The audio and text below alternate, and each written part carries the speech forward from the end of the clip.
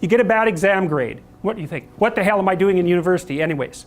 It's like, probably that's not the first place you should go with that piece of information. And you think, well, why? Why is that worse?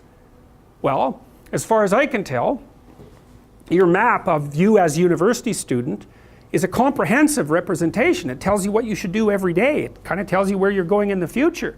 And if something emerges as an anomaly, you get a worse grade than you expected, and you blow that whole map, it's like, okay, what have you been doing for the last 4 years? What kind of high school student were you? How clueless are you about how you're arranging your future? What's your identity going to be if you're not going to be a student? Where are you going to end up in 5 years? It's like, so it's like that little grade, that bad grade is like a portal through which snakes can crawl. And that's exactly how you respond to it, especially if you open the door too much. Well, maybe this means that I shouldn't be in university. Well, one of the rules is you want to constrain the anomalous event to the minimal necessary domain. It's really, really important. You want to do that when you're arguing with your partner, which you'll do all the time.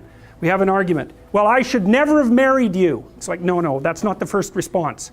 That's a bad response. Or here's a really good one. You've always done that sort of thing, and you always will. It's like, oh good, great. It's like the only answer to that is to hit someone, because like you're done, right? You're like that, you've always been like that. There isn't a chance that you can be repaired, and none of it is acceptable. It's like the person's going to fight with you right away, because what else are they going to do?